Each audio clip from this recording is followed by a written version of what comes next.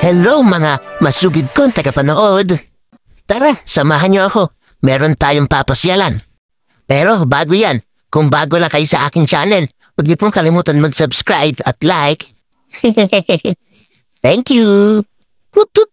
At dito nga sa gilid ng simbahang ito, matatagpuan ang isa sa kanilang tourist spot. Ito ang kanilang wishing well.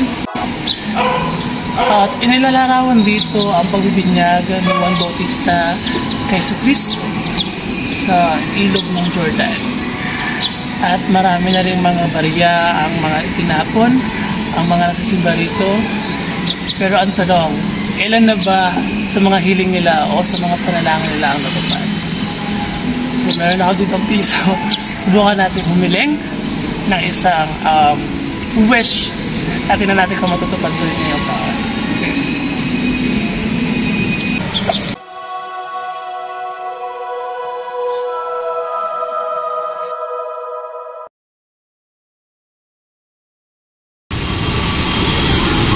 Mahilig ka ba magala at tumasyal sa iba't ibang lugar? At tumaklas ng mga bagay-bagay?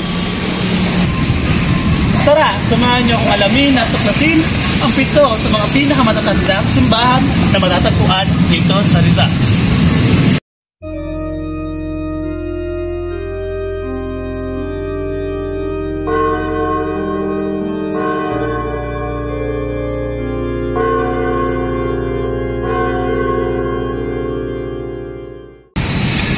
At pinuntahan nga namin ang isa sa mga pinakamatandang simbahan dito sa Bayan Taytay, ang parokya ni San Juan Bautista.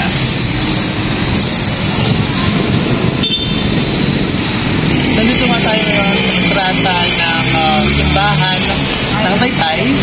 At kung makikita natin ay dito pa lang sa entrance, nandito na yung ibang tribute o santo.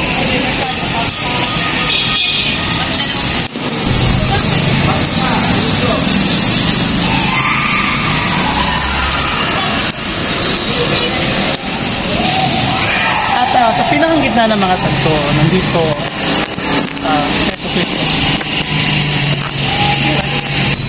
At nandito nga kami sa isa sa mga pinakalumang simbahan na matatagpuan dito sa probinsya ng Rizal at dito sa bayan ng Taytay kung saan nakasentro ang kanilang pamumuhay o kanilang bayan.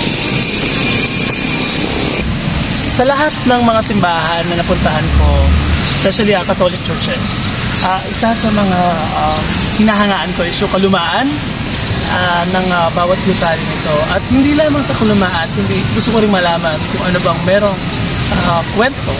Nandito nga kami ngayon sa isa sa mga lumang simbahan dito sa Taytay. At kung makikita natin ang structures ng simbahan ito, ang nagpaganda rito ay iba't ibang mga santo sa bawat sulok at palibot ng simbahan ng Taytay.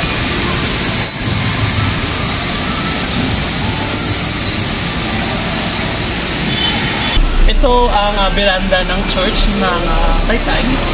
Tunay nga maganda at pulido ang pagkakagawa ng bawat sulok ng simbahan. Kumbaga, binigyan talaga ng pagmamahal yung bawat pagbuo at paghalo ng simento para lang mabuo yung simbahan na ito.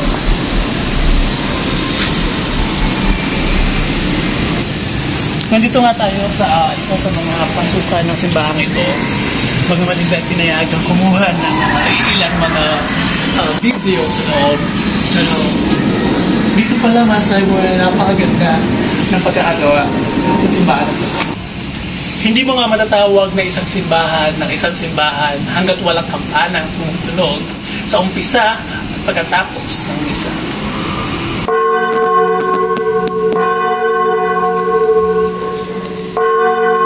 Maniniwala ba kayong ang mga kampanang ito ay mga nakaligtas noong World War II? At ito nga ang isa sa mga pinakalumang simbahan na matatagpuan dito sa bayan ng Taytay.